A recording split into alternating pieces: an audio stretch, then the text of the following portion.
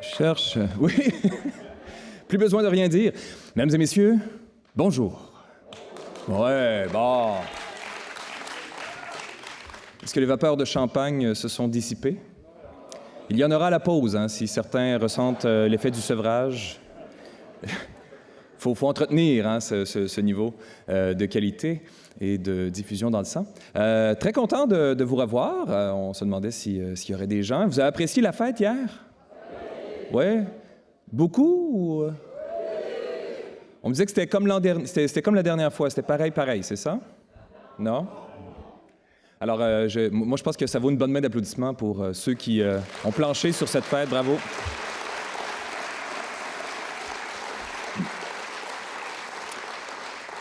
On a encore une autre très belle journée qui nous attend aujourd'hui, où il sera notamment question un peu de nos aptitudes à gérer le changement, comment pouvoir conduire ce changement-là. On l'a vu, hier, on a vu l'importance d'apporter certaines transformations, de s'adapter. On en a vu certaines qualités qui étaient nécessaires et importantes, que ce soit l'agilité, la souplesse, respecter son ADN. C'est une question, l'ADN, qu'on va continuer d'explorer aujourd'hui également. Je m'en voudrais de ne pas profiter là, de cette ouverture pour répondre à une question qui m'a été posée hier. Je pense qu'il reste peut-être 7 ou 8 personnes qui ne me l'ont pas posée, donc c'est à eux que ça s'adresse. Pourquoi je suis ici? Voilà. Oui, on m'a invité. Je ne suis pas un intrus qui s'est imposé à qui que ce soit. Et je vais faire l'histoire très courte. Vous connaissez Paul Fabing? Paul, qui a quand même, il est intervenu 2 fois hier. Paul est venu prononcer une conférence dans ma région, l'Abitibi-Témiscamingue.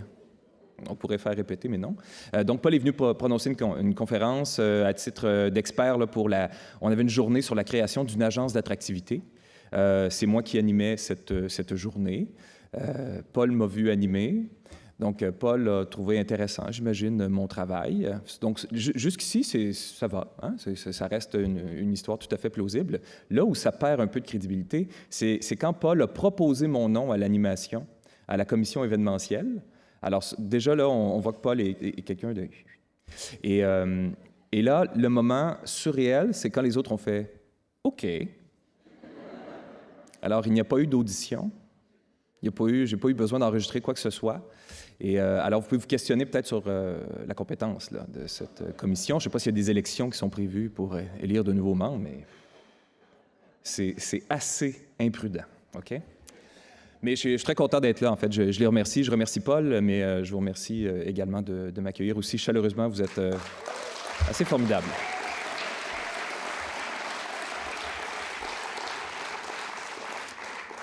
Autre point important, je vous parlais de ma relation au café. Voilà, ça c'est mon café. Ça, c'est rempli de café. C'est comme une perfusion. C'est un réconfort. C'est mon ami.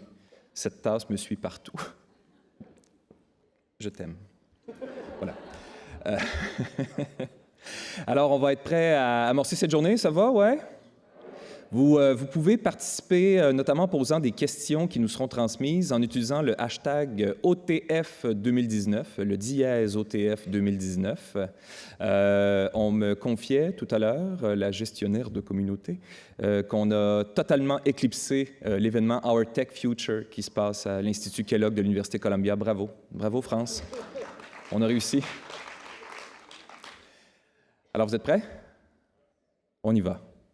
On continue un peu dans les sillons tracés hier en faisant un peu de prospective. On a une commission de prospective ici à l'organisation, à la Fédération. Il y a d'autres gens qui se penchent là-dessus, qui réfléchissent un peu au tourisme de demain. Je ne sais pas si c'est le cas partout. J'ai pas eu le temps de lire les journaux, mais chez nous, au Québec, il y a une grande marche pour le climat. Ça se passe dans plusieurs villes, beaucoup à Montréal. La petite Greta Thunberg sera à Montréal, d'ailleurs, pour cette marche pour le climat. C'est une préoccupation qui est de plus en plus présente. Et d'ailleurs, ça devrait vous concerner. Les chambardements climatiques, on vend certaines destinations qu'on ne pourra plus vendre si ça change trop. S'il n'y a plus de planète, on ne peut plus faire de tourisme. Donc voilà, c'est des préoccupations qui sont assez importantes. Comment on s'adapte à tout ça et comment on peut penser le tourisme d'une nouvelle façon. Alors, afin d'en discuter avec nous, afin de vous présenter certaines pistes de réflexion, j'inviterai quelqu'un qui s'intéresse à ça, M. Guillaume Cromer. On l'applaudit. Allez, on lui donne de l'amour.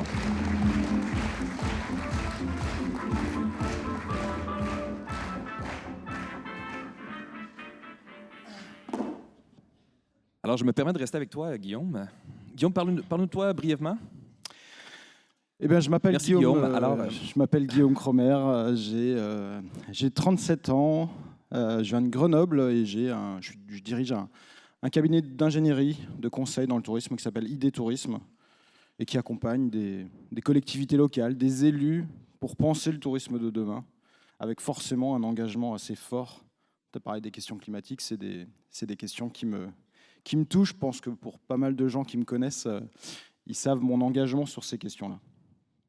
Et je préside depuis 5 ans une association qui s'appelle Acteurs du tourisme durable, qui fédère aujourd'hui 150 professionnels en France, à la fois des collectivités, des OT, mais aussi des privés, des tours opérateurs, des hébergeurs, pour essayer de travailler ensemble, faire en sorte qu'on ait une intelligence collective au service de comment on va intégrer les enjeux de développement durable en fait, dans le tourisme de demain. D'un côté, on pourrait croire que c'est inquiétant, la situation, qu'il y a lieu de s'inquiéter, mais il y a aussi des raisons d'espérer. Il y a des façons d'agir peut-être pas pour contrer toute cette crise-là, du moins s'y adapter et contribuer à faire changer les choses. C'est un peu... C'est ce que je disais avant-hier sur l'atelier, sur le tourisme durable. Auprès des offices de tourisme, on sent qu'il y a, il y a une prise de conscience depuis 1 an, 2 ans très très forte. Avec la salle, elle était pleine, on sent qu'il y a une volonté de bouger, souvent une dépendance peut-être par rapport à des élus en haut qui veulent peut-être moins bouger, mais en tout cas, il y a une volonté en fait de changer, de faire évoluer, de s'imprégner en fait de ces sujets-là. Et c'est un peu les propos que je vais présenter. Écoute, moi, je suis un peu un novice dans ce domaine, donc j'imagine que tu vas m'instruire. Si j'ai des questions naïves, je peux te les poser. Il n'y a aucun problème. Wow! Donc ouais, on m'a demandé d'intervenir sur ce thème. Le monde de demain, c'est quand même très ambitieux, très large. Et donc j'ai essayé d'intégrer un peu ma vision de l'avenir, sûrement peut-être une vision un peu utopiste aussi, parce que je pense qu'on a besoin d'utopie. Et derrière, je vais vous donner un peu ma vision des choses, à la fois sur ce que je vois du monde de demain, en analysant un peu les signaux faibles, comme on appelle ça aujourd'hui, mais aussi l'avenir du tourisme et l'avenir des offices de tourisme dans ce monde de demain. Tu disais qu'il n'y aurait plus de tourisme s'il n'y a plus de planète. Les offices de tourisme, en tout cas, ont aussi des questions à se poser là-dessus si on arrive à cette problématique-là. Tu l'as dit, c'est clair que c'est un monde qui inquiète aujourd'hui. Moi, ça m'inquiète de plus en plus. J'ai beau être à rigoler, à me marrer tout le temps, en fait, ça m'inquiète au plus profond de moi. Parce que je vois, on dit souvent que c'est dans les périodes un peu sombres que naissent les monstres. Et tout ce qu'on lit en ce moment, bien sûr, sur les questions d'urgence climatique et les problématiques directes en fait, que ça va faire sur les gens, c'est aussi là où on voit que les extrémismes montent, les suprématistes blancs aux États-Unis montent. Et tout ça, en fait, c'est quelque chose qui me fait quand même bien flipper par rapport à l'avenir. Donc, je suis un peu comme cet homme à regarder un peu l'avenir avec un regard un peu sombre parfois et à me dire, mais merde, on va où quand même là-dedans, quoi. Donc, je ne veux pas vous déprimer, mais en tout cas, moi, j'ai quand même une prise de conscience quand même que c'est chaud, quoi. Non, voilà. Attends, je vais revenir après sur le positif. Oh, OK. Et là, je vais me confier un peu, c'est que il y a 1 an, j'ai rencontré Marion, une charmante demoiselle, et elle est tarée, enfin, elle est complètement barrée, mais je l'aime énormément, et là, je pense à devenir papa pour la première fois de ma vie. On l'encourage, là, comment? D'ailleurs, je prendrais peut-être des conseils de certains dans la salle. J'ai 4 enfants, je peux Ouais, sûrement t'aider. voilà, on s'écrira. Et c'est vrai que c'est un gouffre devant moi, ce nouveau, ce nouveau chapitre de ma vie. Et par rapport à ce monde qui m'inquiète, j'ai mis beaucoup de temps en fait à penser à ça. Je me voyais pas du tout concevoir un enfant par rapport à cet avenir-là. Et c'est vraiment quelque chose maintenant qui me touche, et j'ai envie chaque jour de m'engager encore plus. Donc je suis peut-être de plus en plus virulent sur les sujets, parce qu'en fait j'ai envie que ce gamin, il soit heureux en fait dans le monde de demain. Mais le problème, c'est que je suis pas tout seul sur la planète. On est tous ensemble. Il va falloir qu'on fasse un effort collectif énorme en fait pour pas se prendre le mur. Et c'est là où je crois aussi que les offices de tourisme, que nous, acteurs du tourisme, on a un rôle, et vous allez le voir, qui dépasse largement en fait notre secteur. Mais au final, il faut croire à qui ? On nous propose en fait des visions d'avenir qui sont diamétralement opposées. Tu parlais de Greta Thunberg. Il y a 1 an, elle était devant le Parlement suédois à faire grève toute seule, comme ça. Moi, je fais grève pour le climat parce que de toute façon, ça sert à quoi d'aller à l'école si derrière, il n'y a plus d'avenir ? Et aujourd'hui, il y a des millions de jeunes en fait, qui sont dans les rues les vendredis, aujourd'hui encore, pour dire aux décideurs du monde, mais prenez vos responsabilités, quoi. Et de l'autre côté, tu as des gens comme Jeff Bezos, le patron d'Amazon, mais aussi Elon Musk, tous ces grands entrepreneurs qui sont beaucoup plus orientés vers c'est la techno, c'est l'intelligence artificielle qui va continuer à nous permettre d'avoir toujours plus de croissance et qui va permettre à l'humanité de s'en sortir. Donc il y a quand même 2 visions assez différentes. Et on doit croire qui, au final, par rapport à tout ça. Et il y a un gars que vous connaissez peut-être qui s'appelle Cyril Dion, qui est à l'origine du film Demain, qui a écrit un petit livre et qui dit qu'il faut qu'on imagine en fait des récits de l'avenir positifs si on veut les atteindre. Ça paraît assez logique.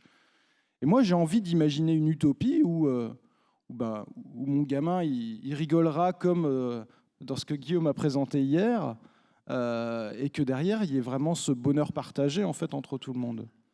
Et pour construire une utopie, il va falloir qu'on mette les ingrédients. Il va falloir qu'on imagine en fait ce futur souhaitable en fait qu'on veut tous ensemble.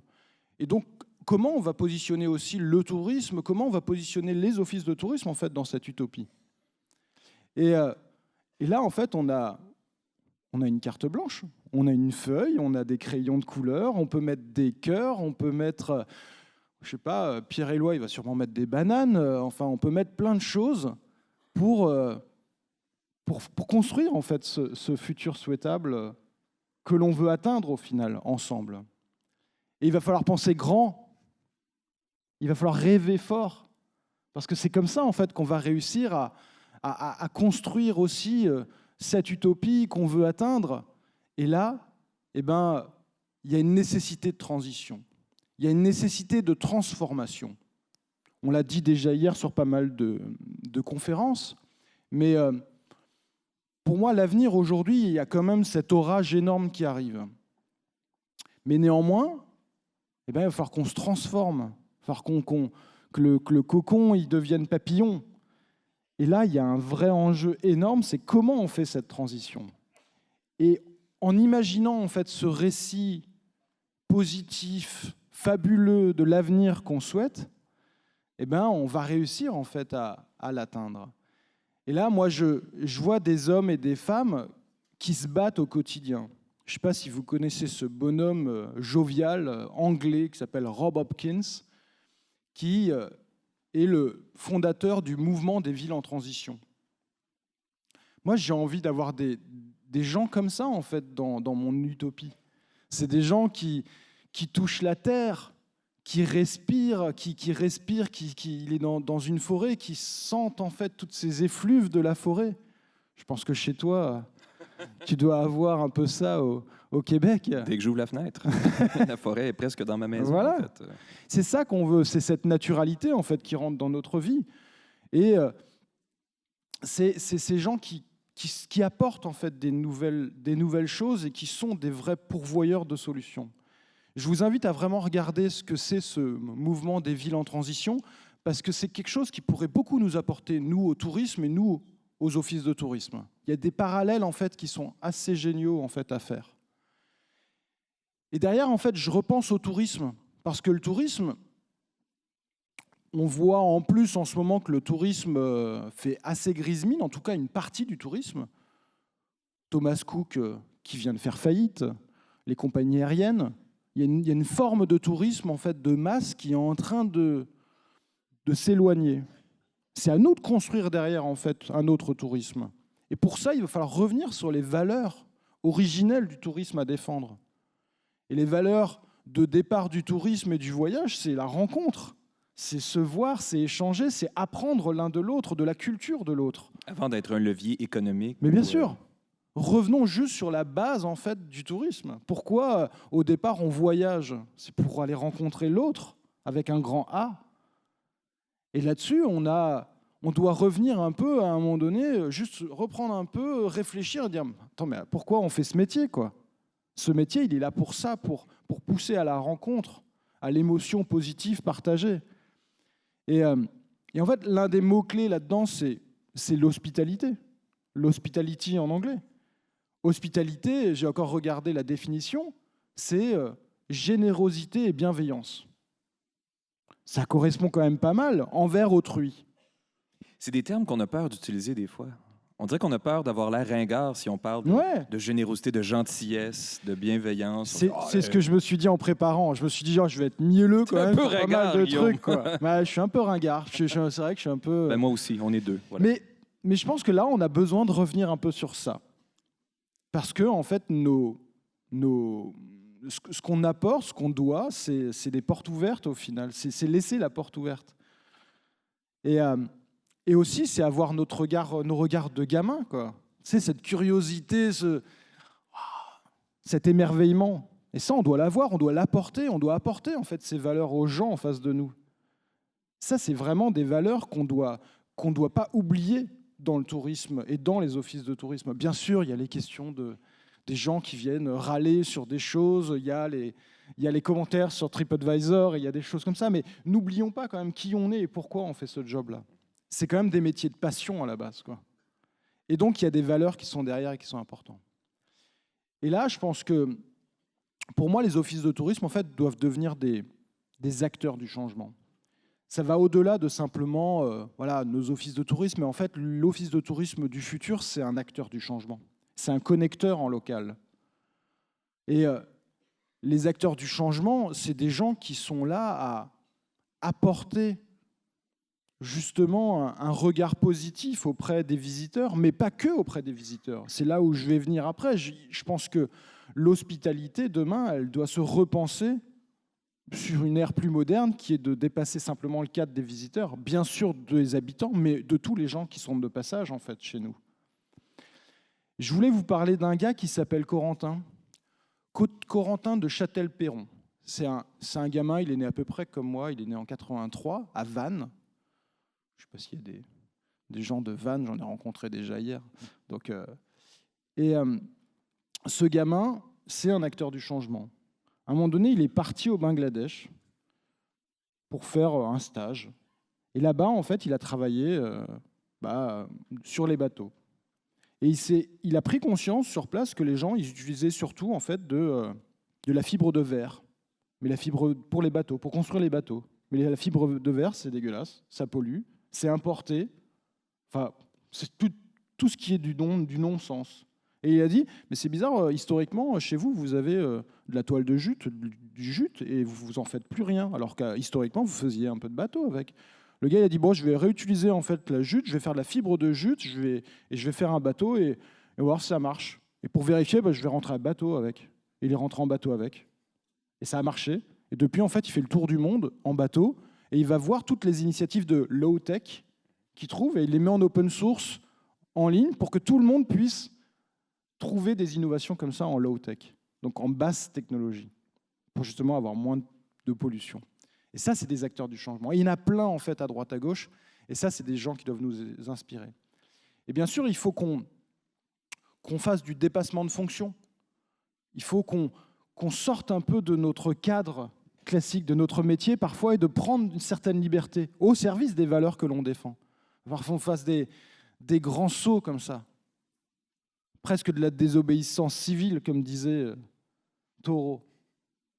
Et il va falloir regarder ailleurs aussi que le tourisme. Le tourisme, au final, c'est un connecteur entre les secteurs. On est trop dans des silos. Il va falloir qu'on casse tout ça. Il va falloir qu'on pense au-delà du tourisme. Et ça, c'est hyper important. Pour moi, l'avenir des offices de tourisme, ce n'est pas le tourisme. C'est l'hospitalité. Et c'est comment ces valeurs, en fait, on arrive à les injecter dans ces lieux, dans ces personnes que l'on va accueillir, guider, orienter, connecter avec d'autres. Et donc là, il va falloir qu'on sorte un peu de notre secteur. C'est bizarre comme ça à dire, mais il y en a déjà qui l'ont tenté. À Évreux, on parle aux habitants surtout maintenant. Et ça, pour moi, c'est de l'innovation sociale qui est hyper intéressante. Et c'est ça qui va porter en fait le tourisme de demain et les offices de tourisme de demain. Et c'est comme ça qu'on pourra même faire mentir les gens qui pensent que les offices de tourisme, ça ne sert plus à rien, quoi. Parce qu'elles auront un vrai rôle demain. Et donc, il va falloir s'intéresser à tous les gens sur le territoire qui font d'autres choses que le tourisme, qui font du jardinage, qui font des ateliers de je ne sais pas quoi, de n'importe quoi. Parce que c'est des moments, des actions qui permettent de connecter les gens entre eux. Que ce soit des habitants, que ce soit des habitants avec des visiteurs, que ce soit des migrants qui débarquent sur le territoire et avec qui on veut les connecter avec des gens. L'hospitalité, ça va être ça. C'est cette générosité en fait, dont on va avoir besoin demain. Je trouve ça intéressant parce que ce que tu proposes, c'est de voir le tourisme différemment. On en discutait brièvement tout à l'heure, mais c'est comme si le terme tourisme était devenu trop restreint pour le concept qu'il désigne aujourd'hui. C'est clair. Pour moi, l'avenir de nos structures, c'est d'aller plus loin que le tourisme. C'est de devenir des lieux de vie des gens. Connecter des gens. Ouais. Puis c'est un aspect, puis en même temps, je ne suis pas un expert, puis je ne dis pas que c'est votre cas ici, mais de l'expérience puis de la connaissance que j'ai du tourisme, je trouve qu'on ne met pas assez en valeur pour les gens du territoire la valeur ajoutée de recevoir des gens chez eux. Parce que c'est comme si on leur permettait de voyager, mais au sein de l'humanité, en rencontrant des nouvelles personnes. Exactement. De découvrir de nouvelles expériences, d'avoir un regard sur eux-mêmes. Puis quelqu'un qui nous renvoie une image de nous-mêmes, on grandit à travers de ça aussi. Et c'est ce mot, welcome, bienvenue. C'est exactement ça au final. Tout est dans ce mot-là. Ouais. C'est d'accueillir l'autre. Et là-dedans, en fait, à partir de là, on peut tout faire. Et donc revenir sur ces mots-là. Bien sûr, l'avenir, et vous le savez, elle ne se passera pas sans technologie, sans numérique, sans digital. Il va falloir utiliser ça, mais de manière bien dosée. Moi, la société à la Black Mirror, ça ne me fait pas rêver, quoi. Ce que je vois comme signal en Chine sur les reconnaissances faciales dans la rue, ça ne me fait pas rêver, quoi. Et là-dedans, on doit être garant en fait, de l'humanité, de l'humanisme en fait, qu'on veut porter. Pour moi, ça, c'est hyper important. Donc, bien sûr, il faut de la techno, il faut de la présence, parce qu'aujourd'hui, la société, elle est connectée, donc les gens sont aussi sur la toile. Et à partir de là, il faut qu'un office de tourisme soit aussi à connecter les gens entre eux en ligne, sur les réseaux sociaux, sur des articles de blog, sur du contenu pour inspirer, pour être acteur du changement aussi en fait là-dessus. Donc il y a ce côté dans la vraie vie et en ligne. Il va falloir l'assumer complètement, ça. Parce que c'est une réalité, on ne peut pas passer outre. Mais il faut arriver à reconnecter les gens en vrai, parce que c'est là où on va faire la différence et on va faire des vraies transformations sociales. Parce que parfois, il faut fermer l'ordinateur, il faut éteindre son portable. Hier, on l'a bien vu, vous vous êtes tous reconnectés entre vous, et c'était super de voir cette joie, ce bonheur partagé, en fait, d'être ensemble. Parce que c'est de cette manière en fait, qu'on va réussir à faire des vraies innovations sociales. Et c'est ces innovations sociales en fait, qui vont permettre de faire changer les choses dans le tourisme et dans la société. Ce n'est pas la techno, c'est les gens et c'est des innovations sur les hommes et les femmes. Et pour ça, il faut expérimenter. Vous connaissez sûrement ce lieu, c'est Darwin, qui est un lieu d'expérimentation sociale, un tiers-lieu à Bordeaux. où se rencontrent des gens de tous bords, des initiatives, des associations, Emmaüs, mais aussi du coworking, des entrepreneurs, etc. Tout le monde est là. Et il y a des conférences, il y a un superbe festival de musique, mais aussi d'inspiration qui s'appelle Climax. Et ça, c'est des lieux extraordinaires. Si tu n'as jamais allé, je te conseille vivement. Et ce genre de lieu, j'ai rencontré des personnes qui se bougent. Et c'est ça, demain, en fait, les offices de demain. C'est ces lieux-là où on fait se rencontrer les gens, où on bosse, on réfléchit, on change le monde un peu. Et on invente, en fait, le futur et cette utopie qu'on souhaite. Donc maintenant, on a une feuille, on a des crayons, on a des stylos, on peut dessiner tout ça, on peut dessiner cette utopie qu'on a envie, cette place des offices de tourisme, en fait, là-dedans. À nous de le faire. On n'a pas besoin d'attendre que là-haut, les choses soient décidées, quoi. Allons-y. Prenons des feuilles et prenons des stylos, quoi. Et il va falloir que la base de ça, l'ADN de ça, c'est les valeurs d'hospitalité, en fait, qu'on va devoir défendre. On sort du tourisme, on va au-delà. Et moi, ce que je pense, c'est que pour continuer, en fait, à faire vivre ces structures, demain, je les imagine dans mon utopie, indispensables, en fait, au territoire. Parce qu'en fait, c'est ces lieux où on va rencontrer l'autre, où on va comprendre, en fait, le territoire, où on va permettre de se connecter, en fait, à l'autre. Et ce n'est pas une question de tourisme ou pas tourisme, ou visiteur ou habitant. C'est juste qu'en fait, c'est le lieu unique où tout se passe. Et demain, si on a une volonté de faire un changement, c'est là-bas qu'on va aller. Parce qu'en fait, on va vouloir trouver, des personnes qui veulent se battre avec nous sur un sujet. Et ça, sur les territoires, demain, c'est une espèce de maison commune où on va arriver à faire en sorte que tout bouge ici, tout démarre de là. Limite, c'est les lieux de démocratie de demain, quoi, sur ces territoires. Et donc la porte, elle devra toujours être ouverte. C'est essentiel. Toujours être ouverte. Et dans l'esprit, pas que la porte, mais nos esprits doivent être toujours ouverts. Et je finirai juste à lire juste quelques lignes. Vous savez tous qu'un ancien président est parti hier. Et par rapport à ces valeurs que l'on défend, je dirais juste ces quelques mots qu'il avait dit sur une prise de parole par rapport à la rafle du Veldiv. Et il disait « Je veux faire le choix de l'espoir. Les valeurs humanistes, les valeurs de liberté, de justice, de tolérance qui fondent l'identité française nous obligent pour l'avenir.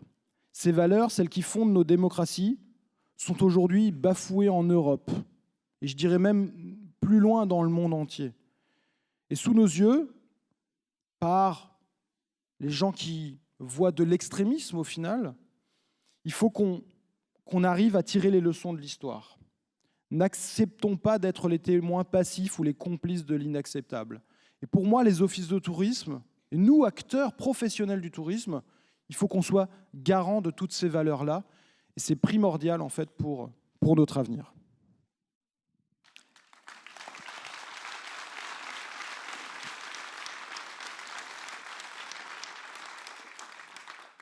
J'aurais pas pu dire ça hier, mais aujourd'hui, je peux dire il nous reste un peu de temps. Mais moi, dans la vie de tous les jours, comme je disais, je travaille en périphérie un peu du tourisme. Je travaille en développement social, en implication citoyenne. Je savais que ça allait te parler, tout ça. Oui, ça me parle énormément. Et ce que je trouve intéressant, c'est de voir le tourisme, mais comme une espèce de ciment entre les gens, comme de jouer un rôle, non pas dans son propre silo, c'est-à-dire le tourisme pour attirer des voyageurs, pour générer des retombées auprès de nos commettants, mais un tourisme pour générer de l'humanité, littéralement. C'est exactement ça, et c'est là où c'est très bizarre quand on voit dans les collectivités locales, on regarde les fonctions en fait des gens, Et la dernière fois, j'ai en discuté avec une entrepreneur qui est en train de monter une boîte dans le tourisme. Et je disais, moi, je fais, en tant que consultant, en ce moment, on a une mission avec les parcs naturels régionaux en France. Donc, on en a 54 en France qui sont garants beaucoup des enjeux de développement durable. Et elle me disait, c'est hyper intéressant, mais je suis allé sur leur site, là, j'ai vu biodiversité, agroforesterie, énergie, tout ça. Mais c'est génial, tous ces sujets. Moi, ça m'intéresse dans le tourisme. Et je lui dis, non, mais en fait, c'est les différents silos qui sont à côté en fait, du tourisme. Et elle se disait, c'est débile. Pourquoi, en fait, le tourisme n'est pas justement le ciment, comme tu dis, de tout ça ? Parce qu'en fait, les touristes aujourd'hui cherchent de l'expérientiel, de l'apprenant, et veulent apprendre, en fait, tous les gens qui bossent sur les questions de biodiversité, d'énergie, d'agroforesterie. Et elles ne comprenaient pas, en fait, que ces gens, ils ne travaillent pas ensemble, au final. Et c'est là où on se dit, ouais, on a raté un truc, quoi. Là, le tourisme doit être un vrai ciment de tout ça, quoi. Hier, on nous a présenté, lors d'une des séquences inspirantes, 8 initiatives, 8 offices de tourisme qui se sont réinventés. Et il y a une des constantes, en tout cas que j'ai vues, qui était présente dans la plupart des initiatives, c'est justement d'aller vers la population. Il y en a qui se sont carrément réinventés, qui ont dit, bon, on va arrêter de s'inventer des histoires, là, il n'y en a pas de touristes. Fait qu'on on va se remettre au service de notre population, on va générer un sentiment de fierté et là, on va devenir attractif. Et c'est une composante qui est super importante. Puis je prends l'exemple de l'Office de tourisme chez nous, que je salue, qui m'ont fourni un chandail dont je pourrais vous parler tout à l'heure. J'en ai quelques-uns en vente. Un quoi?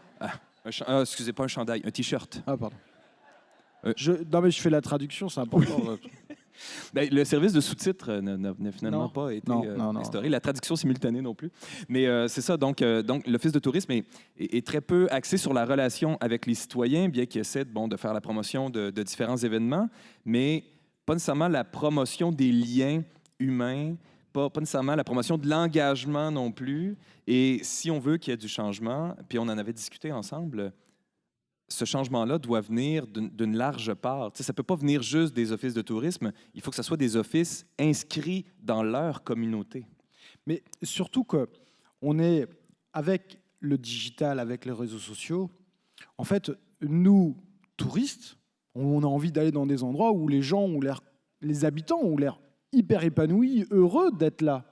Et ça, avec les réseaux sociaux, tu le vois, l'information, après, elle va très vite, quoi.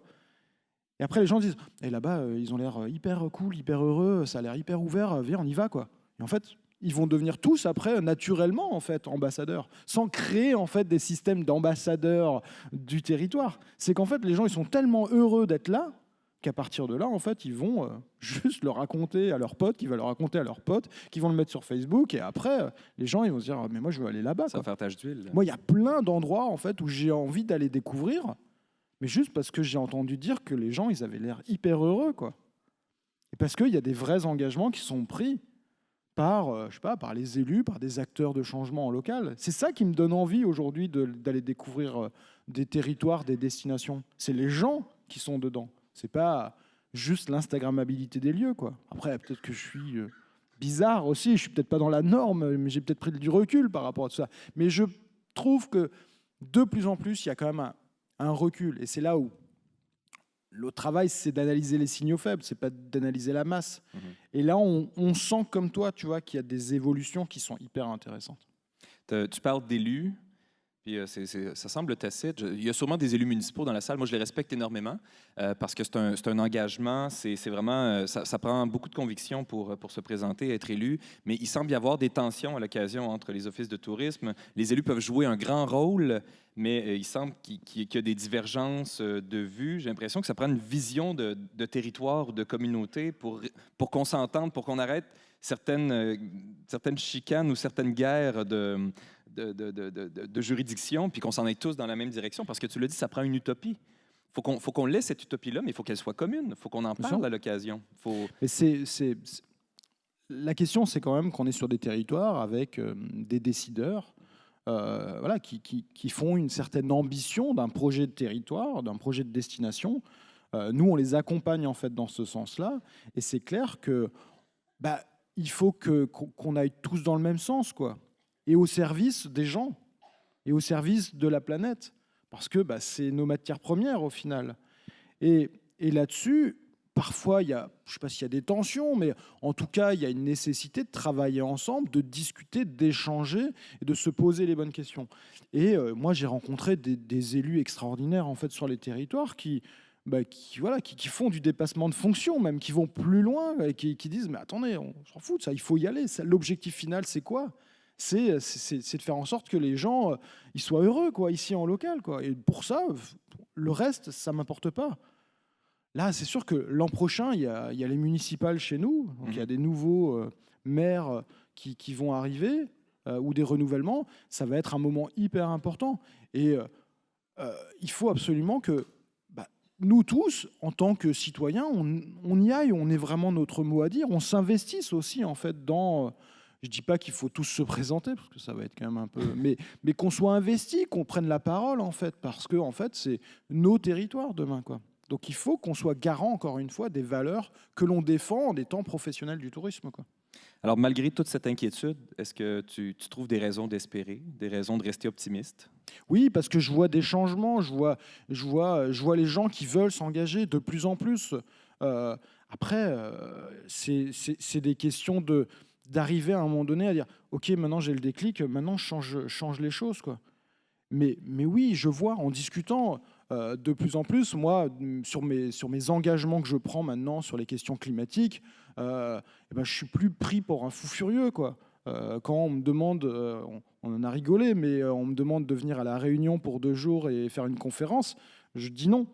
Parce qu'en fait, pour moi, ça devient une hérésie de faire un tel impact carbone en fait, par rapport à ça. Et quand je leur dis non, c'est pas possible, ils me disent ouais, ok, on peut faire autrement. Donc on réfléchit petit à petit. Donc ça commence à venir. Je me sens énormément coupable d'être venu animer ici. Non, mais tu es resté beaucoup plus longtemps. Oui, 2 semaines. Bah oui, tu vois. Bon. T'as quand même, je suis désolé. Tu as consommé énormément du local. Le champagne. Ouais, voilà. Champagne.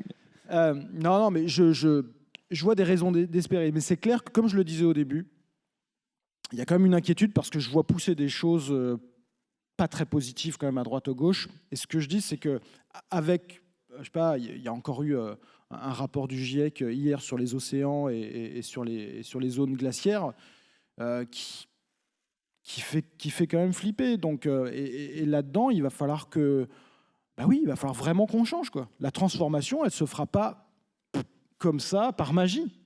Nous, on a une expression au Québec qui dit c'est pas avec mes pailles réutilisables que je vais changer le monde nécessairement. On se sent un peu impuissant individuellement, mais tu as parlé des villes en transition.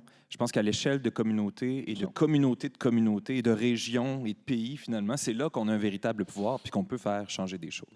Mais c'est surtout que sur nos échelles territoriales, ici en local, sur des communautés de communes, sur des communes, c'est le superbe échelon. Parce qu'en fait, on peut se voir, on peut parler, on peut échanger, on peut construire ces innovations sociales. À l'échelle nationale, moi je le vois, j'essaye de me battre avec nos ministères sur les questions d'engagement sur le tourisme durable. C'est compliqué quoi, de discuter. Parce qu'en fait, il y a tellement de lobbies, d'engagement, de prise de parti à droite à gauche que c'est compliqué. En local, quand tu discutes avec des élus, avec des maires, avec des techniciens, avec des directrices ou directeurs d'office de tourisme, c'est là où tu sens qu'on peut changer les choses. Parce qu'en fait, on se voit, on échange, on discute, et à partir de là, tout est faisable, quoi. Là, tu peux un peu faire de désobéissance, quoi. Et imagine s'il y a 1200 offices de tourisme qui, eux, revendiquent des changements, qui, eux, veulent faire bouger des choses, ça devient... Vous avez un pouvoir inouï. Les gens dans la salle. Vous avez un pouvoir inouï si vous le faites ensemble. Complètement. Voilà. Et tous les salariés qui sont là-dedans. Oui, il ne faut pas les oublier. Les fonctionnaires, mesdames et messieurs. Est-ce qu'il y a des gens qui ont des questions? Pouvez-vous lever et nous interpeller? Oui, on a une question ici. Est-ce qu'on a un micro? Est-ce qu'on a un micro? Vous allez hurler. Ah, le micro, il arrive. Il descend. Il y a un micro derrière vous. Non? Ah, ben j'en ai un ici. Hop, hop. C'est préparé. Qui arrivera en premier? Quel joueur? Bonjour à toutes et à tous. Je suis Marie-Claude Nédan, la présidente de ce qu'on appelait avant le syndicat d'initiative de Montmartre, hein, le tout premier à Paris depuis 1952. Et voilà, alors ma question n'en est pas vraiment une. En fait, ce qui se passe, tout ce que vous dites, moi je suis présidente depuis avril cette année. C'est ce que j'ai mis en place. D'ailleurs, la première chose que j'ai faite, c'était de mettre un panneau Welcome dans la vitrine. Et bon, mon axe de développement est vraiment basé sur les locaux, fédérer les locaux, les associations et aussi les touristes visiteurs, et réconcilier les Parisiens, les Franciliens et aussi les provinciaux avec notre bel but qui ne s'adresse pas qu'à des touristes internationaux. Donc voilà, et effectivement pour demain, j'ose espérer que les élus viendront à notre rescousse, parce que là, pour le moment, nous n'avons pas de subvention.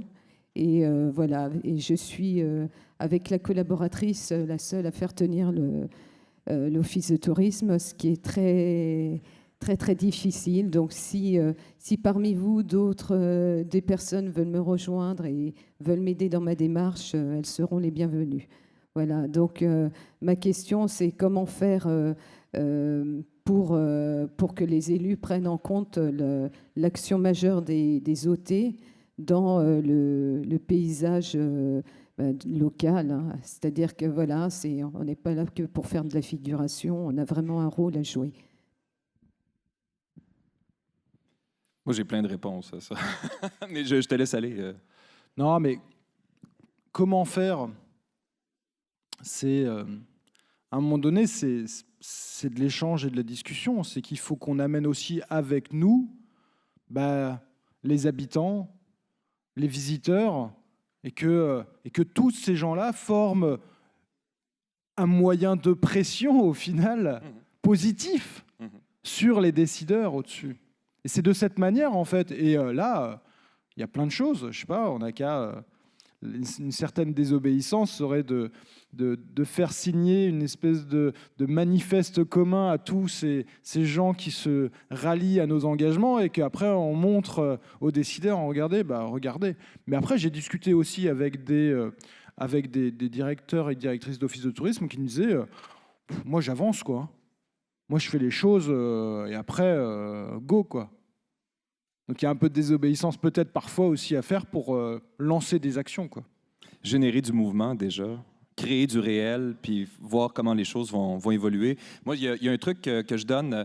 Moi, je suis fonctionnaire municipal. Moi, je gère le suivi de différentes politiques, une politique familiale en développement social, d'accueil des nouveaux arrivants. Et quand on a des demandes, les gens passent par moi et je leur dis, allez voir tel objectif de la politique à telle page et écrivez une lettre en mettant cet objectif-là. Donc, les élus s'engagent de différentes façons, mais sans penser à des moyens d'atteindre ces objectifs-là. S'il y a des engagements qui existent, si vous avez une politique en développement social ou une politique en, je ne sais pas moi, en développement communautaire, vous vous en servez, puis vous dites « Hey, regardez, j'ai peut-être une idée, moi, pour remplir votre objectif. » Alors, en fait dans cet axe-là, je l'ai développé, c'est-à-dire l'action économique d'un OT, c'est-à-dire en termes d'emploi, les incidences qu'on a.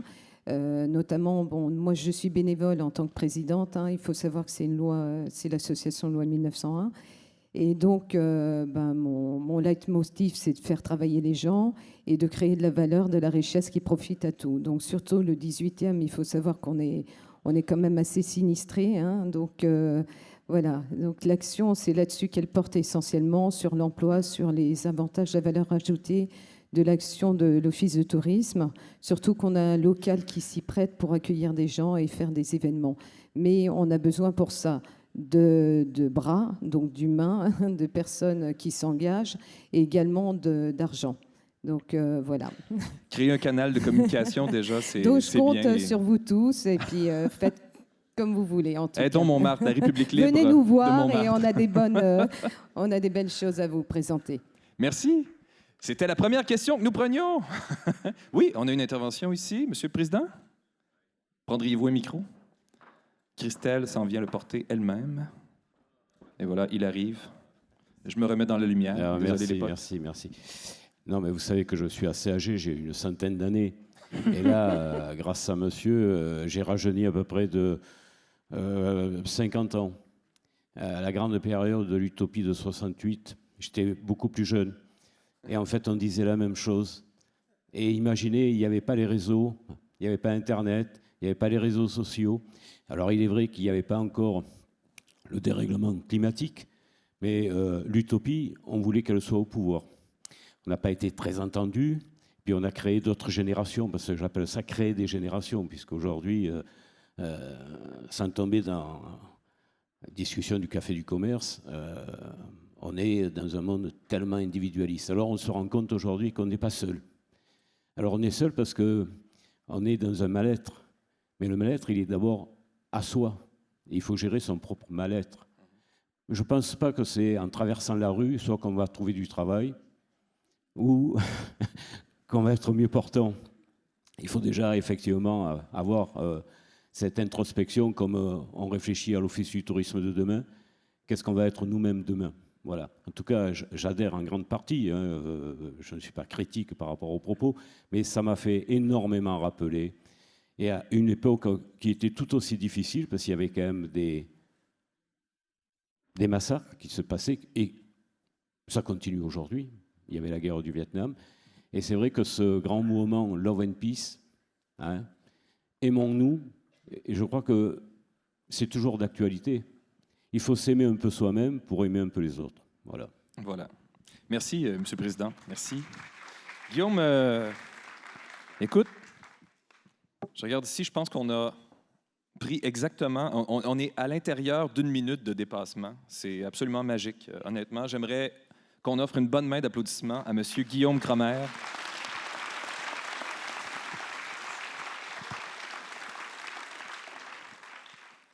Alors, je ramasse mon gigantesque café, ma citerne. Ça va? Mettons, on va faire un petit sondage maison express. Si je vous demandais ceux que cette conférence a inquiétés, levez la main. Il y a quand même des gens, mais c'est correct. L'angoisse est un sentiment qui se respecte. Ceux que cette conférence a inspirés, levez la main. Ceux qui se situaient déjà là, de toute façon, qui étaient déjà conscients de... OK, c'est assez partagé. OK. Ça va? Ça se passe bien? Chers amis, oui? Écoutez, on est prêt à passer à une prochaine conférence. On est prêt, messieurs? Ouais? Où sont-ils? Je les vois, ils sont là. Ah! Alors, je vais... on le voit, hein? On le voit. C'est important de changer. C'est important de se transformer. C'est important de penser à l'avenir. Mes deux invités s'en viennent me rejoindre. En fait, je les présente tout de suite. Jean-Pierre Conduché et Patrick Le Breton-Blond, qui vont nous parler. Ouais, on les applaudit. Allez, allez, allez. Salut, bonjour. Salut, ça va? Oui. C'est toi qui as pris la zapette? Bonjour. Alors, ils vont nous parler, oui, on veut conduire du changement, mais qu'est-ce que ça prend pour être capable de le faire? On peut avoir l'intention de le faire, on peut croire que c'est possible, mais il y a toute la notion de compétence aussi et de potentiel qu'on est capable de mettre en place au sein même de nos organisations. Et c'est un peu le sujet de la conférence que vous allez nous présenter, comment activer ce potentiel-là qui se retrouve au sein de nos équipes.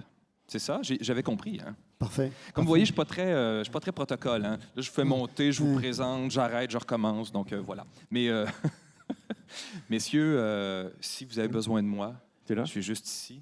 Je vais boire mon gros café. Okay, un petit coup. Que tu aimes. Mais écoutez très bien. C'est vraiment fascinant ce qu'on va vous proposer. Il met la pression. Bonjour Jean-Pierre. Bonjour Patrick, tu vas bien? Bonjour à tous, très bien. Ouais. Super. Donc, on va essayer de vous parler avec Patrick aujourd'hui, non pas tellement de changement, on verra un peu pourquoi, mais plutôt de transformation. Et le mot est important. Et on va essayer de voir pendant la petite heure qui suit, en fait, quels sont les éléments qui nous amènent à aller vers cette transformation. On va essayer de ne pas rajouter à l'inquiétude ou quelques éléments développés par Guillaume, mais on va s'appuyer sur, à un moment donné, des exemples un peu similaires. Et puis essayer de comprendre que la transformation, ça commence déjà par nous-mêmes. Et pas mal de personnes parmi vous ont sollicité le questionnaire de l'ADN personnel. Et puis de voir après comment, une fois que je me connais, je peux passer à une œuvre collective en entraînant potentiellement mon équipe avec moi. Donc dans la lignée, je l'espère en tout cas, de ce qui a été dit précédemment. Ce qu'on voudrait vous passer comme message, c'est celui-là. C'est de dire, en fait, on a besoin de vous. Et parce que vous êtes, vous, là, ici, et ça représente du poids, les premiers acteurs de la transformation.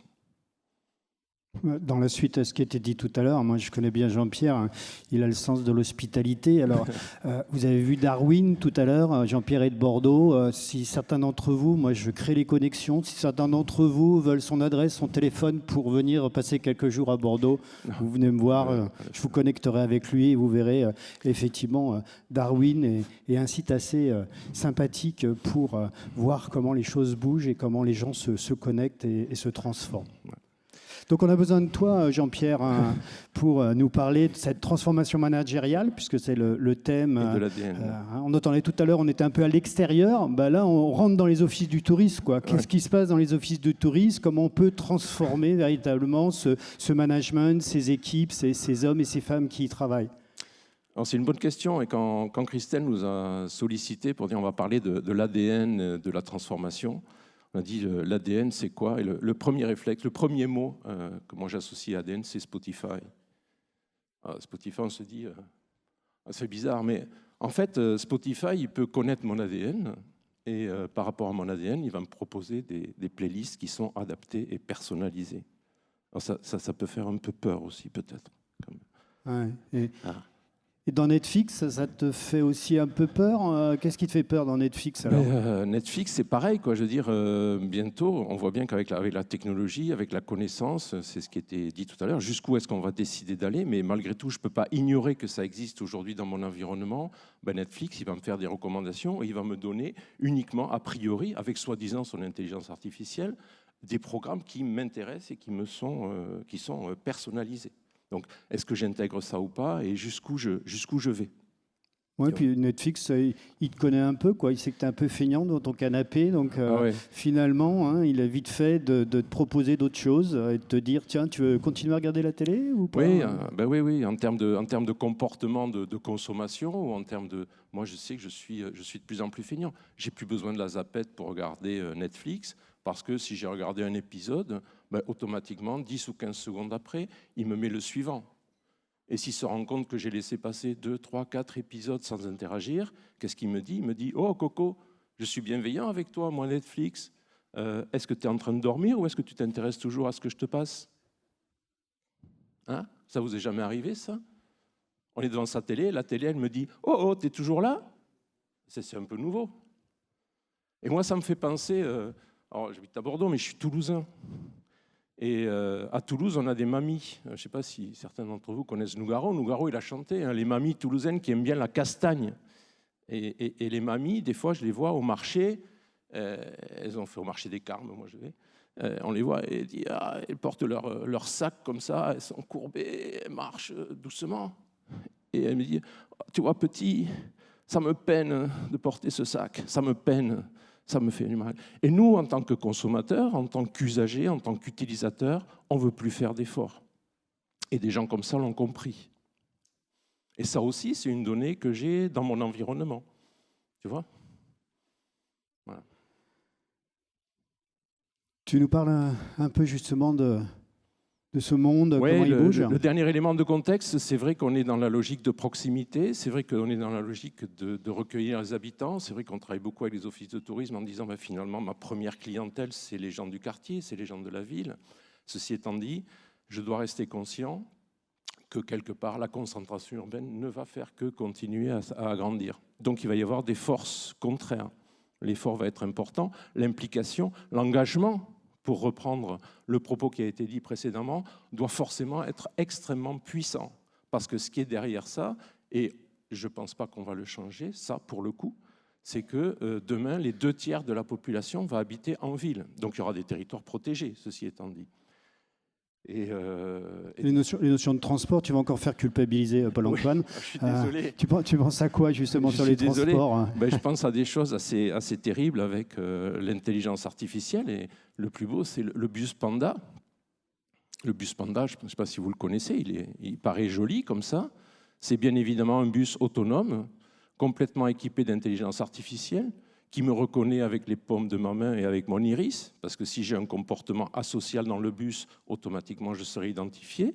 Bien évidemment, dans le bus, j'ai un petit store qui me permet de faire mes courses du quotidien, que je vais pouvoir payer là aussi en m'identifiant avec les paumes de ma main. Et pendant que je fais mes courses, tant qu'à faire, on m'envoie des publicités personnalisées.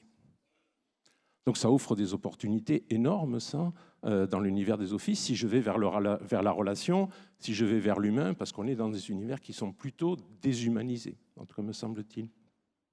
Mais ça fait peur un petit peu, et puis on dit, bah, du coup, j'ai du potentiel. Hein, voilà. Tu nous fais passer quelque peu cette dimension qui est qu'aujourd'hui, dans ce monde qui bouge, qui se change, qui se transforme, on va voir, parce qu'on va parler de la différence entre changement et transformation. Oui. Aujourd'hui, dans les offices du tourisme, au niveau du management, on attend de l'innovation. Oui, tu vois, de la créativité. Ce que j'entendais tout à l'heure de l'adaptation. Il faut être très adaptable, oui, parce qu'on est face à un univers qui est quand même assez sévère et puissant. Il faut qu'on aille plus vite, plus proche. Il faut aller mieux. Ouais. Être plus informé. Ouais. Et puis globalement, aller mieux. Parce que hier soir, je discutais avec l'une d'entre vous et je lui disais que mes premiers contacts avec un office du tourisme, d'abord, c'était le rêve, quoi. Le rêve de travailler dans un métier aussi fantastique que ça et de rentrer et de découvrir la souffrance. Et là, je me suis dit, tiens, est-ce qu'on peut bien fonctionner, est-ce qu'on peut bien travailler lorsque l'on a des gens qui sont en tension et qu'on ne retrouve pas? Est-ce qu'on peut vendre à l'extérieur de l'harmonie, de l'hospitalité, de la rencontre, de la connexion, on peut le dire, la bienveillance, si effectivement, au sein de nos structures, au sein de vos structures, on ne retrouve pas, je dirais, cette bienveillance, cette capacité d'adaptation Alors, si tu as raison, et on va essayer d'opposer, de comprendre effectivement l'adaptation et de passer de changement à transformation. Donc à gauche, vous avez Lamarck, et Lamarck a parlé de théorie du changement et de l'évolution. Et l'innovation au sens Lamarck, c'est je m'adapte en permanence aux évolutions de mon environnement. Je me perfectionne sans cesse. C'est ce qu'on a appelé le changement. C'est les démarches qualité. C'est le fait de progresser pour aller vers quelque chose qui est toujours mieux, sachant que le mieux, il est... Voilà. Et la question qu'on peut se poser avec Lamarck, c'est de dire, mais et qu'est-ce que je fais quand je suis arrivé, quand c'est terminé, quand j'ai tout bien poli, quand j'ai fait qualité totale? Je fais quoi? Je fais qualité super totale? Je fais qualité plus? Qualité... Qu'est-ce que je fais? Et ça, c'est le changement, c'est ce que vous avez vécu, c'est ce qu'on a vécu au cours des années qui viennent de se passer. Et c'est un univers qui est terminé. À un moment, il faut l'accepter. Et on est passé dans des univers plutôt à droite, donc dit darwinien. Et l'univers darwinien, c'est la transformation. Je fais des choses sans forcément être sûr que c'est la bonne chose à faire. Je ne suis pas en train de perfectionner. Je suis dans une logique où je vais faire des pilotes, où j'ai le droit à l'erreur, où je fais un saut dans l'inconnu, je fais quelque chose de nouveau, je m'adapte et je verrai bien. Mais je crois à ça. On rejoint un petit peu les notions d'utopie. Et notre univers aujourd'hui, c'est cet univers-là. Et pour faire le lien avec le management, on se rend bien compte que les qualités qui ont servi au changement, au sens Lamarck du terme, des talents d'organisation par exemple, ne sont plus pertinents dans un univers darwinien, qui est notre univers d'aujourd'hui. Et donc le manager ne peut plus utiliser les mêmes ressorts pour piloter demain par rapport à ce qu'il a réussi à faire hier, malgré toutes ses réussites. Elles ne servent plus. Donc en fait, cette idée de changement, c'est que pendant des années, parce que c'est pas nouveau, hein, le changement, je l'entends dans toutes les entreprises, ah non mais le changement il est permanent, hein, c'est tout le temps. Mais on a bien cette logique d'optimisation des process et des organisations. Et nous, ce qu'on veut insuffler dans la transformation, c'est sa dimension humaine dont on parlait tout à l'heure, qui va être d'autant plus importante que l'arrivée de ces nouvelles technologies, de cette intelligence artificielle, elle doit trouver comme je l'entendais tout à l'heure, un équilibre où on doit développer l'humain. Et la transformation, c'est de développer cet humain. C'est-à-dire de faire naître ses talents, de faire naître ses qualités et de passer de l'individuel au collectif. Absolument. Et c'est comprendre que ce qui a fait la réussite d'hier ne permettait pas d'assurer la réussite demain. C'est qu'on doit faire complètement autrement. Et que tout ce qu'on a appris sur le changement, je dois le laisser de côté et je dois admettre d'autres éléments. Alors on a la chance parce qu'on a une démarche peut-être qui nous permet de faire ça. Alors Patrick, tu avais... Oui, ce qu'on vous dit, c'est l'enjeu de la transformation, c'est l'humain. C'est-à-dire la capacité à valoriser des talents, la capacité à les faire interagir entre eux et à développer des équipes qui... parce qu'elles travaillent ensemble. Hein. Là, encore une fois, on voit souvent, oui, j'ai une équipe, mais on revient dans ce côté organisation, j'ai une équipe parce qu'elle fait partie de l'organisation. Hein. Dans mon organigramme, j'ai un certain nombre de personnes. Non, non, nous, on est de l'autre côté dans cette transformation. J'ai une équipe parce qu'on a des gens qui travaillent ensemble et qui interagissent ensemble.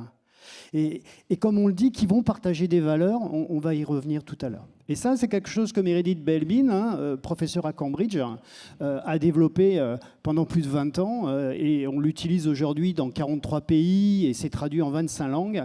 Il a essayé de comprendre pourquoi des gens brillants, donc entendez par là des gens compétents techniquement, voire expérimentés, lorsqu'ils travaillent ensemble, peuvent avoir des résultats qui sont très différents.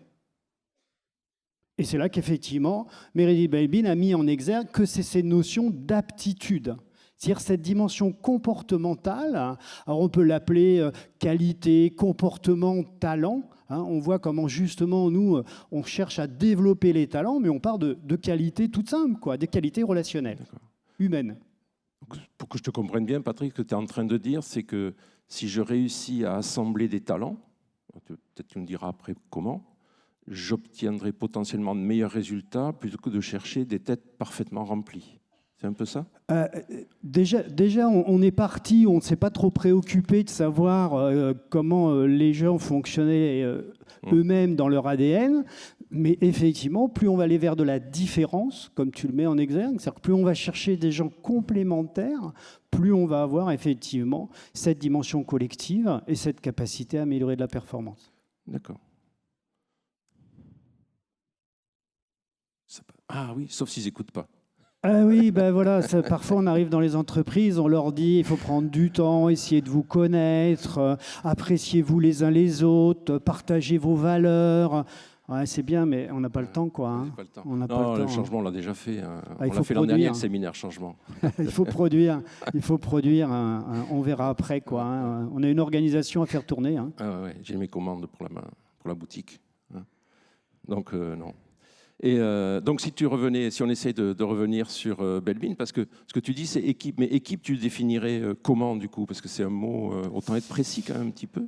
Alors, ce qu'on disait tout à l'heure, une équipe, c'est des gens qui travaillent ensemble. Hein. Ce n'est pas simplement des gens qui sont dans un organigramme ou qui sont dans un même lieu, mais qui n'interagissent pas ou qui ne travaillent pas ensemble. Donc, il y a la notion de travailler ensemble, d'interagir ensemble. Et c'est cette notion aussi de groupe restreint. À votre avis, une équipe, c'est combien de personnes ?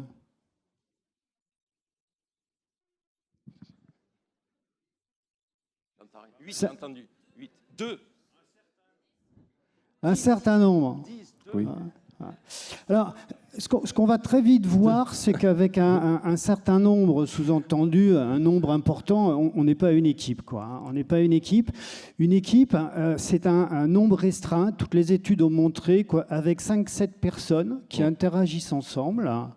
Alors vous allez dire, qu'est-ce qu'ils font à jouer à 15 hein je ne sais pas, moi non plus, je ne sais pas pourquoi ils jouent à 15. Moi je me suis dit, donnons-leur un ballon à chacun, ils ne vont pas se battre. Hein. Non, on a fait des équipes de 15 en rugby. Bon, trêve de plaisanterie. Les équipes aujourd'hui de 5 à 7 personnes, c'est un groupe restreint qui donne la meilleure efficacité. 3 raisons à cela, il y en a plein. Hein. Le premier, c'est la communication. Hein. Invitez 10 personnes à table et vous verrez qu'il y aura plusieurs conversations.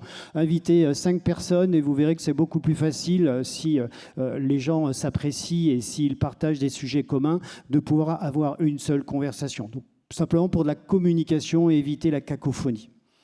Une deuxième raison des groupes restreints, c'est qu'on a très vite vu que quand on rajoute une personne parfois en plus, eh bien, l'engagement individuel diminue. Ouais. Voilà, on est tous les deux. Si à un moment donné, on n'est pas présent et qu'on s'occupe de se connecter avec notre téléphone, ça va vite se voir. Quand on est 10 et que celui qui est derrière est en train de regarder ses mails, ça va passer inaperçu. Donc il y a une perte de l'engagement. Ça, c'est vraiment un des points aussi que l'on a vu. Et puis vous allez voir, il y a aussi cette notion de complémentarité que l'on va vous expliquer tout à l'heure, qui fait qu'à un moment donné, toutes les aptitudes sont là et on ne sait plus qui a quel talent, à quel moment il le met au service des autres. Donc là, il y a une espèce de flou. Tout le monde a des talents, mais on ne sait pas trop qui l'apporte à l'équipe quand c'est le bon moment. Je dirais même aussi, moi, ça me tient beaucoup, c'est si on est nombreux, on ne devient pas une équipe, mais on devient un groupe, pour le coup. Et dans le groupe, on a un effet de convergence et d'uniformité. Sinon, je m'exclus du groupe, si je ne suis pas d'accord. Donc, on n'a pas de créativité, on n'a pas de possibilité d'innovation. On a l'air content parce que tout le monde est d'accord, mais finalement, c'est un consensus mou. Ça n'a pas trop d'intérêt. Il faut un peu de friction. Il faut un peu d'aspérité, ouais. Il faut aussi un peu de confrontation. Quoi, Je t'ai trouvé un sponsor en la personne de Claude Onesta. Claude Onesta, c'est certainement le sélectionneur le plus titré en France. Et il a dit ça, quoi. C'est pas de prendre les meilleurs, techniquement, mais c'est ceux qui, ensemble, vont réussir la meilleure performance. Et donc, on retombe sur le fait de dire, c'est mes aptitudes et c'est ma capacité à moi, en tant que manager, d'assembler des talents, d'assembler des personnes et pas des métiers ou des compétences ou du savoir-faire. Des fonctions. Ou des fonctions, oui. C'est plutôt ma capacité, cette alchimie à assembler et à faire coopérer ensemble des personnes qui vont avoir des talents différents. Et on retombe, on va dire, c'est presque de l'hospitalité managériale. Oui, c'est vrai que les valeurs du sport sont très très fortes, quoi. Et pour avoir travaillé dans le sport, à l'INSEP et autres, on voit que c'est une évidence, quoi. On construit des équipes parce qu'ils savent tous jouer, quoi. C'est tous des bons joueurs. Leur répéter qu'il faut qu'ils marquent des buts, si on est manager et qu'on répète qu'il faut faire un nombre de visites, ouais, c'est bien, mais c'est pas, à mon avis, là qu'on apporte de la valeur ajoutée. Dans le sport, c'est la même chose. Si le manager il passe son temps à répéter qu'il faut mettre des buts, ouais, bon, d'accord, mais quelle valeur ajoutée. Et vraiment, son talent, c'est cette capacité à rassembler les gens différents et à faire en sorte que cette différence va faire justement que ça construit une équipe, une identité. Et ça se mesure d'ailleurs, hein, ça se mesure dans le sport, ça se mesure avec plein d'exercices. On est capable de savoir à quel moment on passe d'un groupe à une équipe. Ça vous étonne ? Tout simplement, le tout devient supérieur à la somme des parties. C'est-à-dire qu'on doit être capable d'identifier avec des exercices très simples que l'on fait, des exercices très simples où on regarde comment chacun est capable d'avoir un résultat. Et s'ils réussissent à travailler ensemble, on devrait avoir la somme totale de l'équipe qui doit être supérieure à la somme des résultats que chacun a obtenus. Et là, on voit qu'il s'est passé quelque chose. Souvent, c'est le contraire quand même qui peut se passer. 1 plus 1 est supérieur à 2. Pardon ? 1 plus 1 est supérieur à 2. Voilà, l'idée c'est 1 plus 1 est supérieur à 2, mais parfois 1 plus 1 font qu'il y a des pouvoirs, il y a des tensions, etc. Et on s'aperçoit quand les gens travaillent ensemble, ils ont des résultats bien moindres que ce qu'ils pourraient avoir en potentiel. Je fais défiler là en même temps que tu parles l'apport de Meredith Belbin là, qui a identifié, donc il y avait, tu pourrais nous détailler ça un petit peu ou nous... Oui, alors Meredith Belbin a essayé de regarder cette façon d'interagir lorsqu'on travaille ensemble. Il a identifié 9 types de comportements. Alors on peut parler de comportement, de talent, d'aptitude, on en parlait tout à l'heure, de soft skills, aujourd'hui c'est un terme qui est vraiment d'actualité.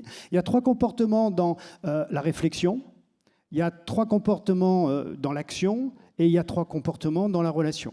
Mais je crois qu'ici, il y a quand même une majorité de gens, peut-être combien, un tiers on disait, qui ont fait leur profil.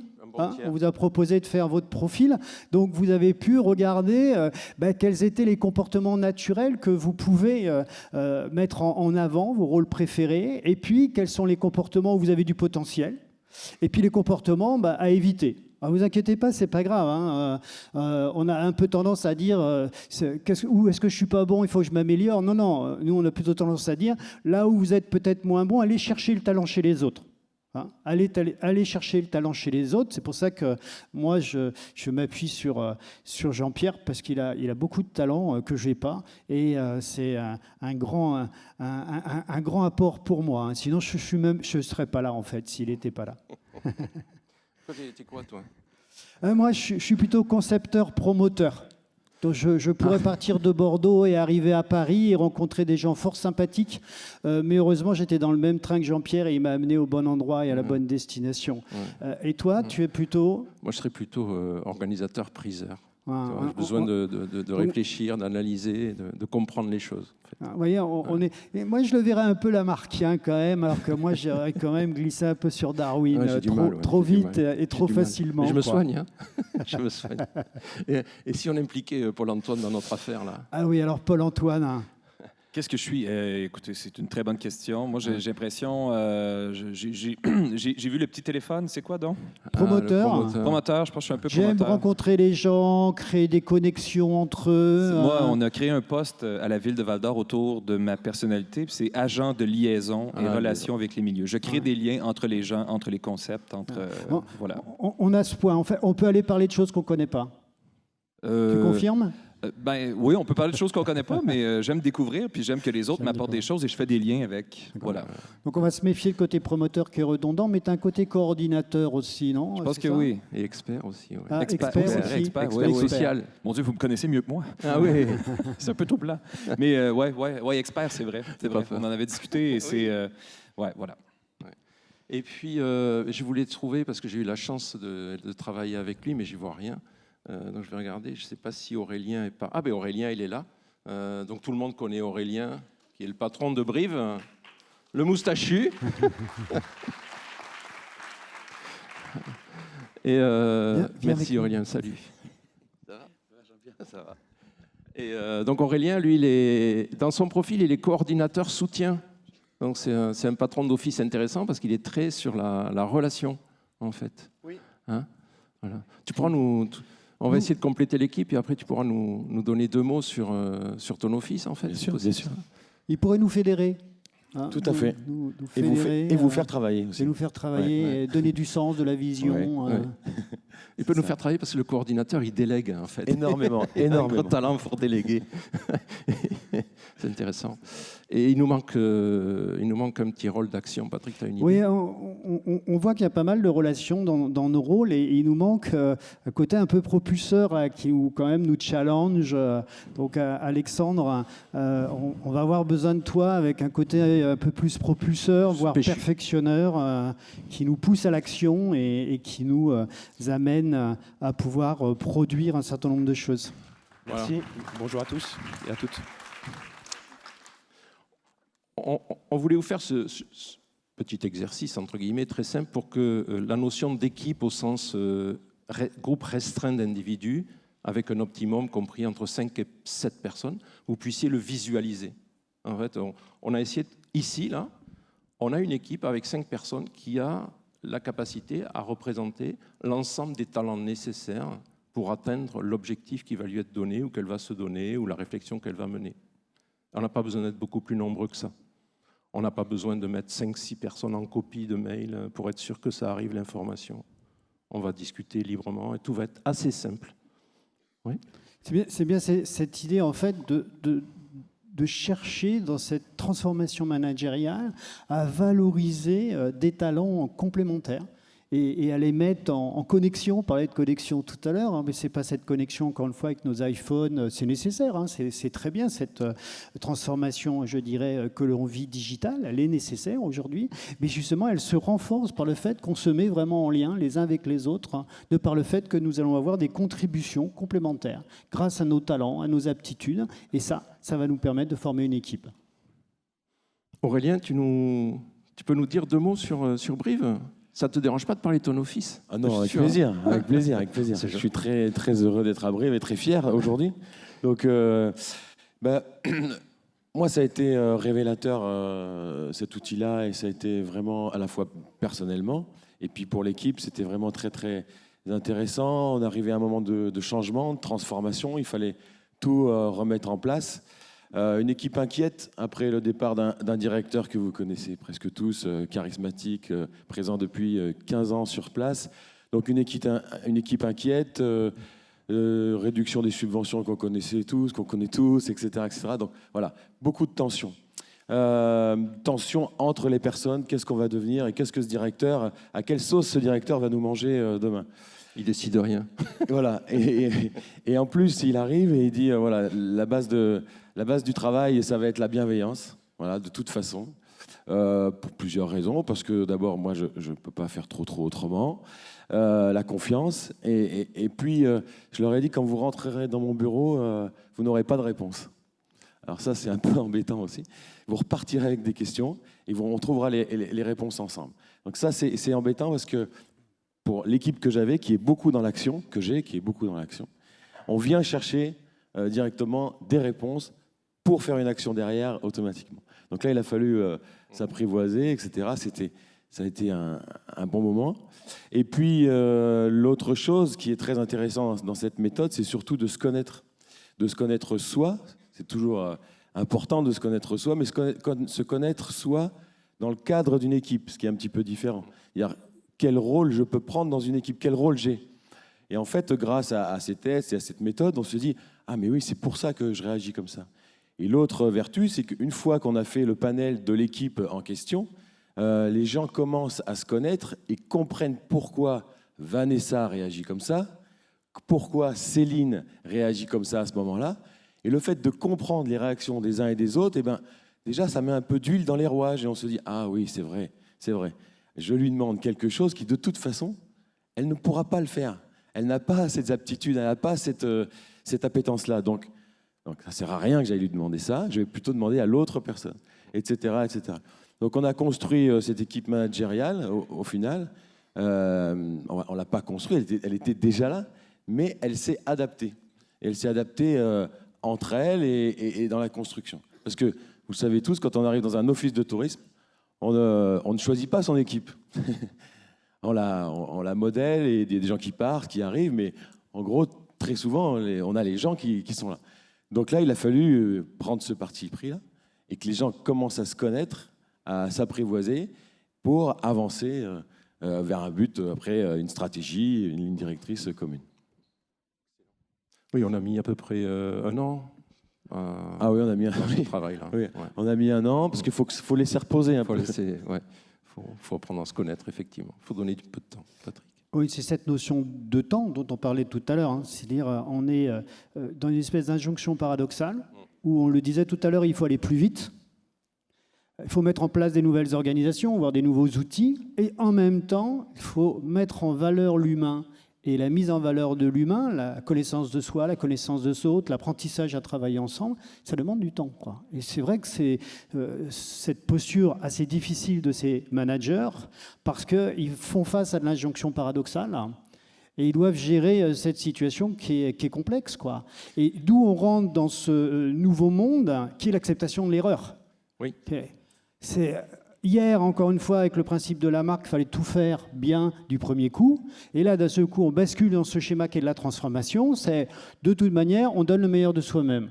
Alors, le résultat, il viendra. Hein, voilà, on va arrêter de focaliser sur le résultat. Il sera comme il est. Le tout, c'est qu'est-ce qu'on fait pour faire grandir, qu'est-ce qu'on fait pour se comprendre, qu'est-ce qu'on fait pour faire en sorte que l'humain soit au cœur du dispositif.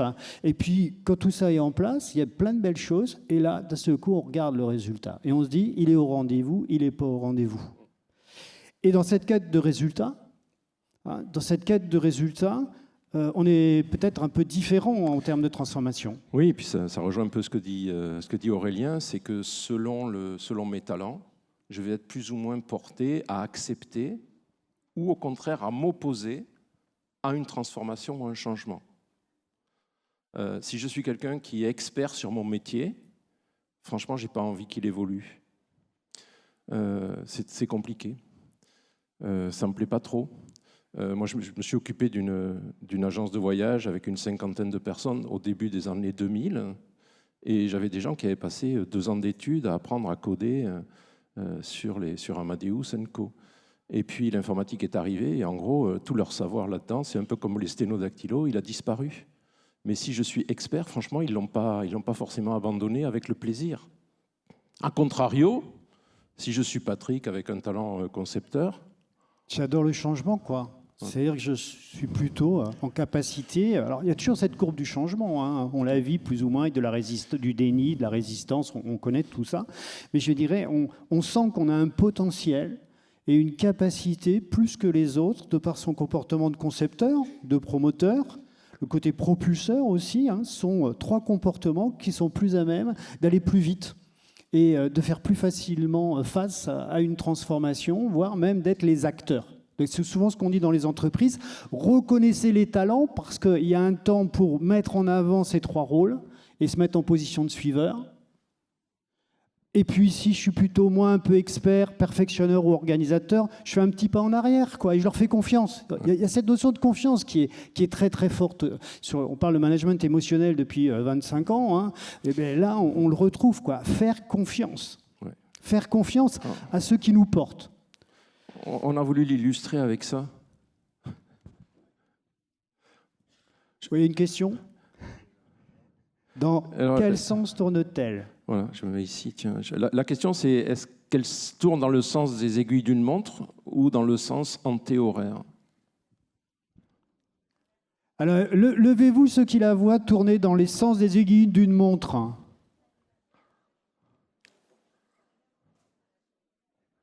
Sens des aiguilles d'une montre, ok. Quels sont ceux qui la voient tourner dans le sens contraire des aiguilles d'une montre ? Ah ouais. C'est la pagaille. Hein. Il y a problème. Hein. Aurélien, on a un souci. Bon, on va coordonner tout ça. Il faut coordonner, ouais. La question que je vous poserai, c'est quand vous la voyez tourner dans le sens des aiguilles d'une montre et que vous voyez des gens qui la voient tourner dans le sens contraire, comment vous réagissez ? Qu'est-ce que vous avez ressenti ? Allô? Moi, je fais des efforts pour essayer de le voir aussi. J'essaie de voir les deux côtés, mais c'est assez difficile. Puis là, je cherche, j'attends, allez. Ouais. Comment je fais un effort pour me dire que les gens qui ne voient pas la même chose, hein, c'est pas des ennemis, quoi. C'est pas des gens stupides. Hein. C'est de dire comment j'essaye. Alors. Ça fait réagir les gens, visiblement. Comment j'essaie... Il n'y a pas de bonne réponse. Calmez-vous. Il n'y a pas de bonne réponse. Tout le monde a raison. Hein, voilà. Ça c'est le phénomène darwinien. Hein. On n'est plus dans le modèle qui a raison, qui a tort. Ça nous a épuisés dans les entreprises. Hein. Les bons, les mauvais. Alors on a des bras cassés, on a des ceci, on a des cela. Hein. On a des gens qui ont raison, d'autres qui ont tort. Non, on va avoir justement de la richesse.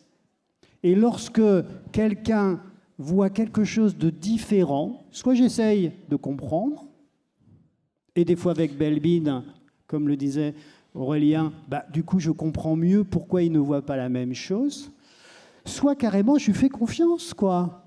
Pourquoi j'essaierais, on a dit qu'on était différents, pourquoi j'essaierais absolument de me mettre à sa place, de le comprendre. Et si je lui faisais confiance en lui disant, écoute, tu vois quelque chose que moi je vois pas, c'est super.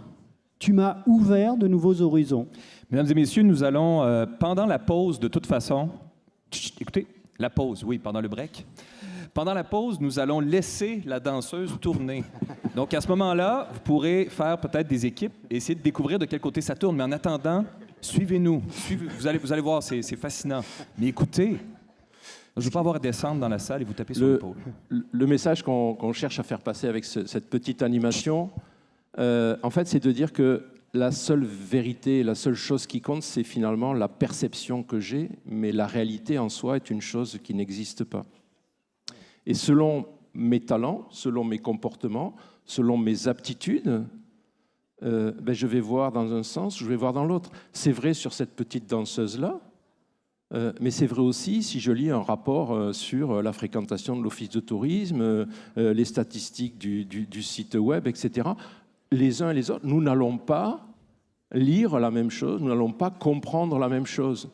Et on retombe sur la sagesse du coordinateur tout à l'heure en disant, maintenant que je connais l'autre, je sais ce que je peux lui demander, je comprends pourquoi il ne va pas réagir comme moi. Moi, j'ai besoin de travailler avec Patrick si je veux faire quelque chose de différent, parce que tout seul, je ne sais pas l'imaginer. Mais j'ai confiance en Patrick, donc je vais lui demander, tu ferais quoi toi? Parce que moi, je ne vois pas. Et lui, il me sort 3 solutions. C'est pour moi, je dirais, un des points essentiels aujourd'hui de cette transformation managériale. Je crois que hier, on ne pouvait pas être manager et voir tourner la danseuse dans un sens et accepter que les autres la voient tourner dans l'autre sens. Voilà. On était plutôt dans un... Oh, silence. Il y a quelqu'un qui a un appel. On va l'écouter. On peut aider la salle? Mais s'il vous plaît, juste un instant. Chut. On fait une expérience sociale. On va faire le silence dans 5, 4, 3, 2, 1. Dans 10 minutes, on prend une pause. Patience. Écoutez. C'est fascinant. Regarde, on les aide là. On les aide. Okay. Là, regarde. Donc je vous disais tout à l'heure, oui. Ce que je vous disais tout à l'heure, c'est que hier nous étions plutôt dans un management qui avait tendance à dire, puisque moi je la vois tourner dans un sens, tout le monde doit la voir tourner dans le même sens. La grande transformation aujourd'hui, basée sur la confiance, c'est parce qu'aujourd'hui je fais confiance à mes collaborateurs, j'accepte qu'ils soient différents, on s'élargit la possibilité, on trouve des opportunités parce qu'on va être capable d'accepter la vision de l'autre. Or, le principe est simple, hein, c'est très connu. Si vous vous concentrez plutôt sur l'image du milieu et l'image de droite, si vous vous concentrez sur l'image du milieu et l'image de droite, vous devriez être capable de l'avoir tournée dans le même sens. C'est celle-là qu'on remettra à la pause, Patrick. Hein? Comment? On laissera ça à la pause. Ah, ouais. Et si vous vous concentrez, les gens pourront méditer. Je retiens l'option. Voilà, si vous vous concentrez, je dirais, sur l'image du milieu et l'image de gauche, concentrez-vous sur l'image du milieu et l'image de gauche, vous devriez l'avoir tournée tous dans le même sens. Wow. Voilà. Notre cerveau est très complexe. Hein. Alexandre est parti sur la voie des neurosciences pour travailler avec nous. Notre cerveau est extrêmement complexe. Il nous joue des tours. C'est ce qu'on appelle les biais cognitifs. Là, vous avez eu un biais cognitif, pour certains. C'est que parce que vous vous êtes mis dans l'injonction de répondre à notre question, dans quelle source tourne-t-elle, sans des aiguilles d'une montre ou sens contraire, bien votre cerveau a dit, puisque tu veux ça et que ce n'est pas possible, il vous a envoyé une fausse information, c'est aller de face ou aller de dos. On y reviendra. Hein, on y reviendra. Il y a plein d'autres explications, mais en voilà une. En fonction de l'information que votre cerveau vous a envoyée, ce prérequis, ce biais, vous avez plutôt eu tendance à l'avoir tourné dans un sens ou dans un autre. Mais je pense qu'il y en a qui l'ont vu tourner dans les deux sens, forcément. Hein? Forcément, il y en a qui ont aussi cette souplesse, cette adaptabilité et qui ont cette capacité. Alors souvent, ce sont les priseurs. Eh oui. Voilà, Jean-Pierre est priseur, oui, c'est un de ses comportements. Il n'est pas priseur, il a une aptitude de priseur et il a, sans aucun doute, avec du recul, pu justement déconnecter un peu son cerveau, prendre du recul et voir plusieurs hypothèses, avoir plusieurs options. On n'a pas pu s'empêcher de dire ils ont répondu au questionnaire. Donc on a pris en fait les 44 premières réponses des personnes qui ont rempli le questionnaire des rôles en équipe et qui avaient déclaré un statut directeur d'office pour avoir une population homogène, en fait. Et donc là, vous avez la répartition des premiers rôles de 44 directeurs d'office qui ont répondu. Et donc, vous voyez, on a 9 rôles. Alors, on a un équilibre qui est plutôt intéressant, Patrick, hein, parce qu'on a des vrais profils de managers, un petit peu, au sens coordinateur, tel que le décrivait Aurélien. Moi, j'ai une bonne nouvelle pour toi. Oui.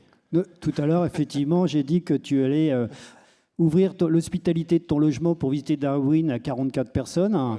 Mais là, tu vas avoir 44 embauches. Oui. Tu as 44 embauches. Alors, passez par moi, je vous enverrai, vous avez besoin d'un priseur. Alors, il n'y a pas de priseur, hein, effectivement. Alors, le priseur, donc, c'est une capacité d'analyse un peu froide vis-à-vis des choses, capacité à potentiellement donner la bonne réponse et la capacité à se projeter un petit peu dans le futur.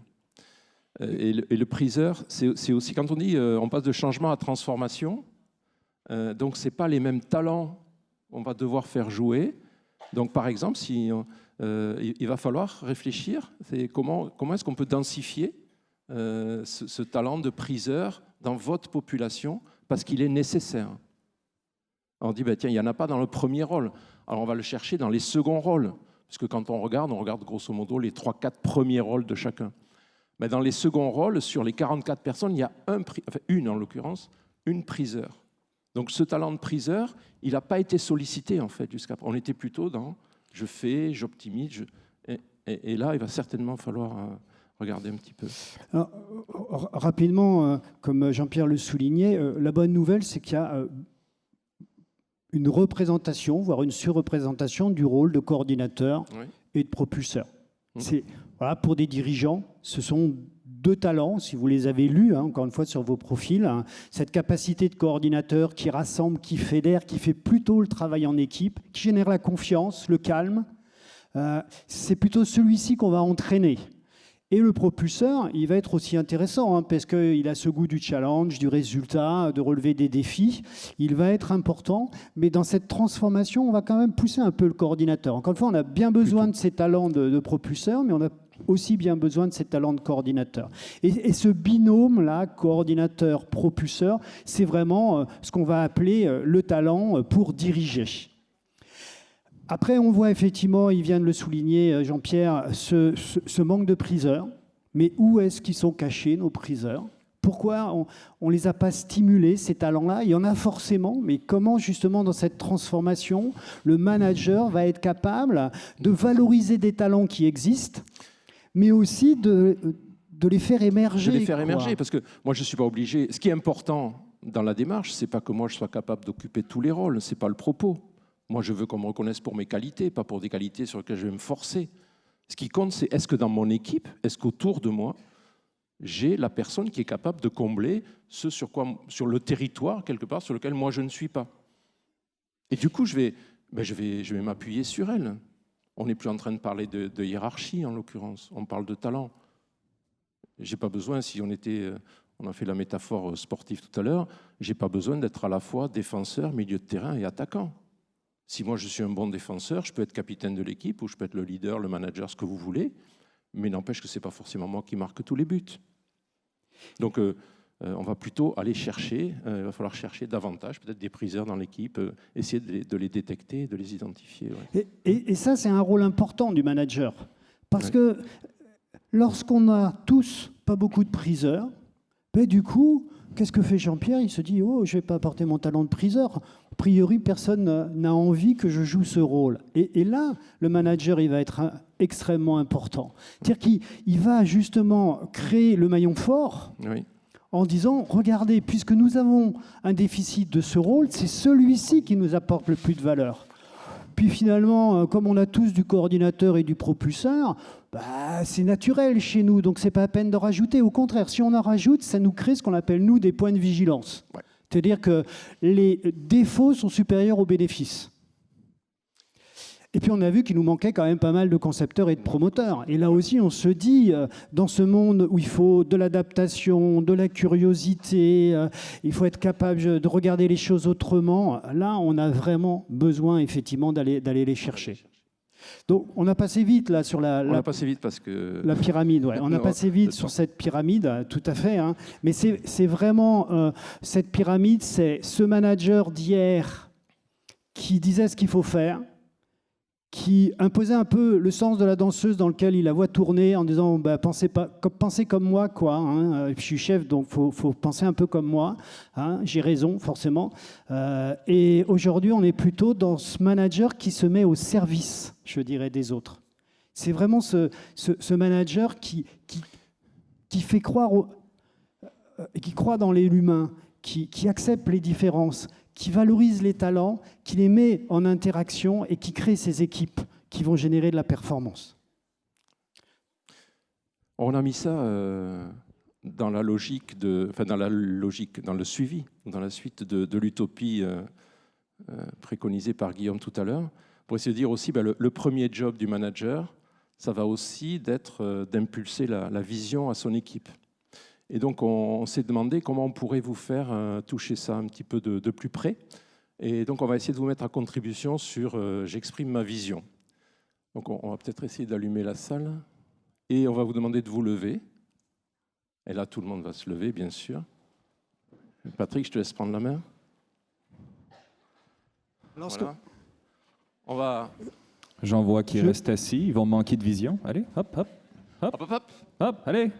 Ça fait descendre le On va se champagne. lever. Hop, hop, hop. Ah, c'est bien, c'est bien. Non, il joue le jeu. Franchement, c'est super. C'est génial. C'est encore plus impressionnant de vous voir debout, en fait. Oui, c'est vrai.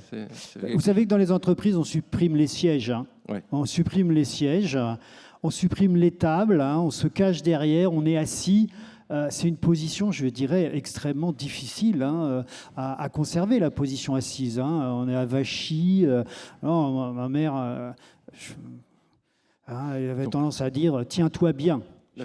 J'ai mis un peu de temps à comprendre pourquoi tiens-toi bien, et je me suis rendu compte qu'effectivement, dans les entreprises, la position debout est une position beaucoup plus dynamique et beaucoup plus efficace. D'abord, on fait plus 2 heures de réunion. Au bout de 20 minutes, il faut passer à autre chose. Hein. Donc déjà, ça crée du rythme. C'est pas... Donc, on l'a vu, on se met sur un pied, c'est ça? Alors, On lève une jambe? juste une phrase, je leur donne l'exercice. Vous voyez, je vous donne l'exercice. D'abord, c'est un fondamental du management, la fixation d'objectifs. On a entendu vision, utopie, vision, vision. Si on n'a pas du sens, de la vision, qu'on n'a pas cette capacité à transformer là où on veut aller en des objectifs concrets et réalistes, derrière, ça ne suit pas. D'abord, nous, on n'avance pas et ça ne suit pas. Mais je dirais, un objectif, ça ne se limite pas à une phrase théorique, vous savez, SMART. Il faut que ça soit spécifique, mesurable, atteignable, réaliste, un bel exercice, quoi. Mais bon, c'est très théorique. Un objectif, ça se voit, ça se visualise. C'est-à-dire, je dois me voir en train de réussir. Je dois me voir ou voir qu'est-ce qui se passe quand j'ai atteint mon objectif. On est à 0, c'est bon, je tiens le coup. Voilà, ça, c'est essentiel. Donc, je vais vous demander de visualiser un point. Voilà, visualiser un point sur l'écran que vous avez devant vous. Une fois que vous avez visualisé ce point, vous le gardez bien hein, dans votre axe et vous allez être en mesure de le montrer du doigt. Allez-y, montrez-le du doigt, le point que vous avez bien visualisé Je pointe. devant vous. Vous le pointez. Je pointe. Maintenant que vous l'avez pointé, rappelez-vous votre point d'appui, hein, votre point d'appui et mettez-vous sur une jambe, légèrement fléchie, mais mettez-vous sur une jambe. Ah, c'est déjà un exercice un petit peu plus périlleux. Voilà. Quand vous y arrivez, ben, vous essayez de fermer les yeux. Fermez les yeux. Voilà. On ferme les yeux. Ah, ça tangue. Voilà. Ça tangue beaucoup Non. plus. Vous avez compris, avec cet exercice, Merci. que...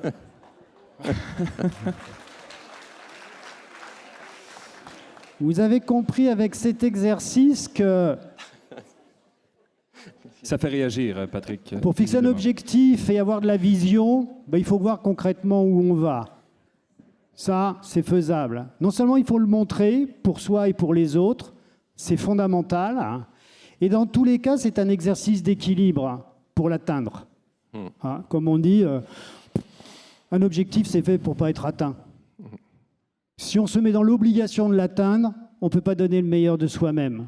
Ou alors, bien sûr, on travaille dans un système où on a tellement de potentiel que atteindre un objectif de 10, on peut faire 50, on peut vous dire que vous êtes dans l'obligation de faire 10, que vous avez le potentiel de 50. Mais quand on fait du sport de haut niveau, on ne peut pas mettre les gens dans l'obligation d'avoir un résultat. Hein. Très rapidement, il faut qu'ils aient cette vision, il faut qu'ils aient cette capacité à faire cet équilibre. Mais dans tous les cas, s'ils ferment les yeux, ils n'y arrivent pas. Voilà. Donc si je ne vois pas, je ne peux pas y aller, je ne suis pas en équilibre, je ne suis pas à l'aise. Donc ça va être très compliqué. Et notre dernière diapo pour terminer. Voilà. Et donc s'il y avait 3 étapes pour partir dans cette démarche de transformation, ce qu'on pourrait essayer d'imaginer en fait, ben la première étape serait ce qu'on vient de voir, en fait, c'est-à-dire expliquer, se mettre d'accord avec ses collaborateurs, avec l'équipe, avec l'ensemble du groupe qui est autour de moi, pour dire pourquoi on doit se transformer. Et dans le pourquoi, il y a le fait de dire est-ce qu'on partage les mêmes valeurs? Est-ce qu'on doit avoir peur du numérique de demain? Est-ce que je peux m'en cacher? Je peux ne pas apprécier, mais est-ce que je dois pour autant l'ignorer? L'intelligence artificielle va arriver, franchement, elle va être capable de faire de belles visites de ville, hein, ou d'expliquer de très belles choses. Donc je l'ignore ou je l'intègre. Qu'est-ce que je veux, moi, quand on dit valeurs humaines, hospitalité, qu'est-ce qu'on met derrière? Et est-ce qu'on a cette vision commune de l'objectif? Est-ce qu'on partage le même sens? Et je rejoins le propos de Patrick, c'est si déjà on est d'accord sur le pourquoi des choses, franchement, les objectifs quantitatifs qu'on a l'habitude de mesurer ou autres deviennent un peu secondaires, pas inutiles, mais moins prégnants. Et ils placent un peu au second plan. C'est vraiment la personne, en fait, la confiance qu'on va diffuser entre nous qui va d'abord compter. Une fois qu'on a pourquoi, c'est de savoir pour qui. Pour qui? Ben oui, on a des clients, on voyait tout à l'heure, nos clients, ils ont des attentes, ils ont des exigences, et c'est important, effectivement, de pouvoir s'assurer que non seulement on le fait pour les clients, mais aussi parce qu'on a un équilibre économique, on est dans un système, et on doit être en mesure de pouvoir s'assurer que demain, les entrées, l'équilibre financier, c'est quelque chose qui va compter. On sait combien on coûte, on sait combien on rapporte, ça nous fait sens.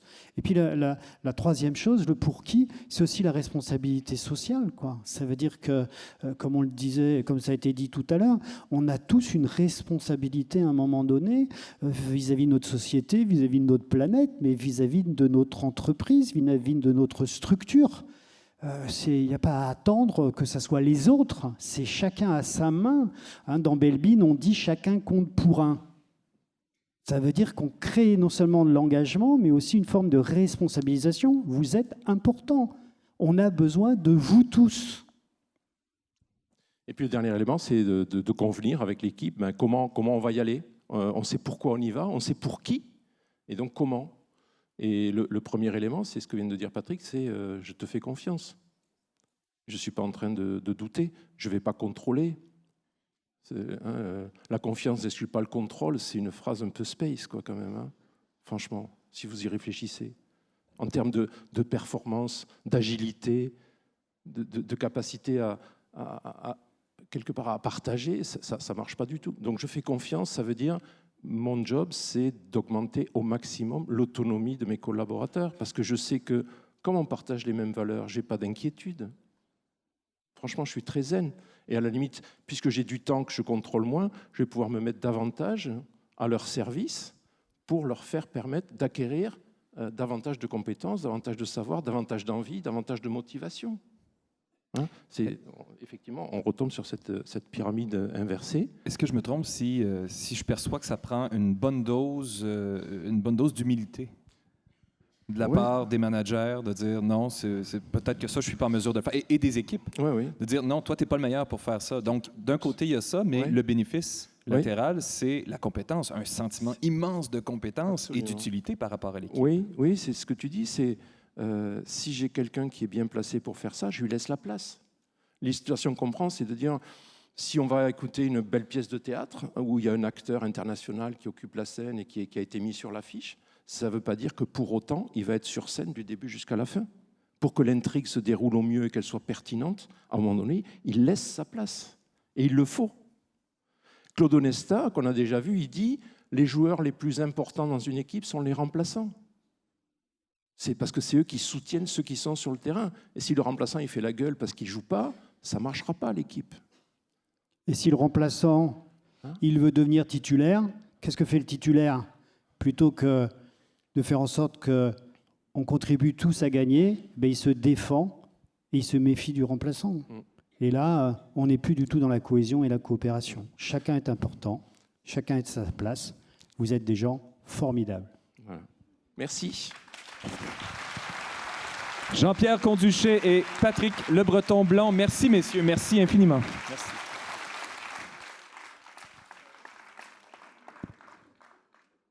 Nous allons en pause. Oh, non, je vais prendre celui-ci. Nous partons en pause, mesdames et messieurs. On se retrouve ici à midi. On reprend à midi. Soyez-y, ça risque d'être fort intéressant. Donc, vous pourrez discuter du sens de rotation de la petite danseuse entre vous. Mais rendez-vous voir les exposants. Il y a des trucs formidables à aller découvrir au Bistrot de Thé. À tantôt.